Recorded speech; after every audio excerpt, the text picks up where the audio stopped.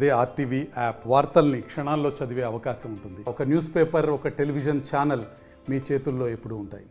మీలలో ఒకటి కలిసిపోయినట్టుకున్నాం. ఈరోజు ఇందాక ఆటో వెనకలు కూర్చోబెట్టినారు. వెనకలో కూర్చుంటే అంత అనిపించలేదు నాకు. డ్రైవింగ్ చేస్తేనే మీలో ఒకదాన్ని అవుతానని చెప్పి నేను కూడా ముందు సీటుకు వచ్చి డ్రైవింగ్ చేయడం జరిగింది. నేను డ్రైవింగ్ చేస్తున్నంతసేపు ఇందాక వీడియోలో కూడా చూసినాము, చేస్తున్నంతసేపు కూడా ఎన్నికలకు ముందు మీ అందరినీ కూడా మరి ఆటో యూనియన్ అందరినీ కూడా మాట్లాడి మీ అందరినీ కూర్చోబెట్టుకొని మాట్లాడిన సంఘటన నాకు కూడా గుర్తు రావడం జరిగింది. ఎందుకంటే మాకు కూడా భయం వేసింది.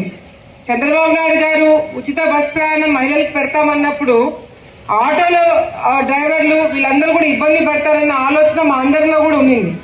అందుకే మొదట మీ అందరినీ కూడా పిలిపించి మాట్లాడి ఫస్ట్ మీ అందరికి ఒక భరోసా ఇచ్చిన తర్వాత మీ దగ్గర నుంచి చాలా అభిప్రాయాలు తీసుకున్నాం. మీకు గుర్తుందో లేదో, ఆటో స్టాండ్స్ మీకు ఆలగడ్డలో పెట్టించడం కానీ, లేకపోతే స్పేర్ పార్ట్ల విషయంలో కానీ చాలా విషయాలు మనం డిస్కస్ చేస్తున్నాము. చేసిన తర్వాత అది ఏదో కేవలం ఎన్నికలు ఉంది కాబట్టి ఓట్ల కోసం మిమ్మల్ని కూర్చోబెట్టుకొని మాట్లాడలేదు. మేము మాట్లాడినదంతా కూడా మళ్ళీ చంద్రబాబు నాయుడు గారి దృష్టికి తీసుకెళ్ళినాం.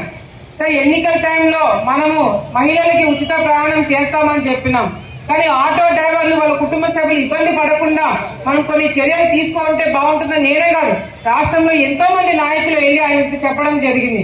ఆయన ఒకటే మాట అన్నారు, ఒక కన్ను నేను బాగా చూసుకోవాలి, కన్ను పొడుచుకోలేను కదమ్మా, తప్పకుండా ఆటో డ్రైవర్లకి ఇబ్బంది పడకుండా వాళ్ళకు కూడా ఆర్థిక సాయం చేయబోతున్నామని అప్పుడే మాకు చంద్రబాబు నాయుడు గారు హామీ ఇవ్వడం జరిగింది.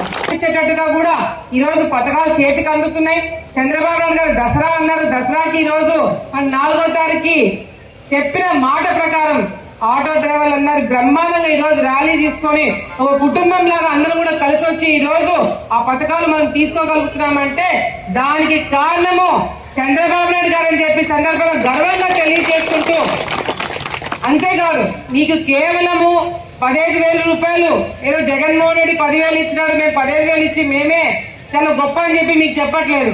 మీకు ఆర్థికంగా అన్ని విధాలుగా కూడా రేట్లు తగ్గించడం జరిగింది.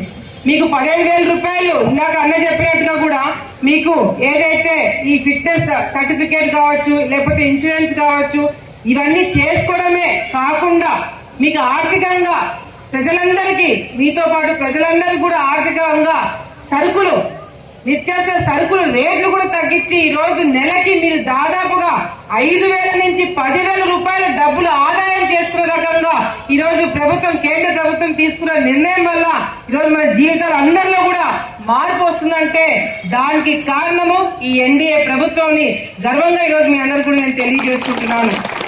మరిన్ని వీడియోస్ కోసం ఛానల్ ని సబ్స్క్రైబ్ చేయండి, లేటెస్ట్ అప్డేట్స్ కోసం వాట్సాప్ ఛానల్ ని ఫాలో చేయండి అండ్ లింక్ డిస్క్రిప్షన్ లో ఉంది.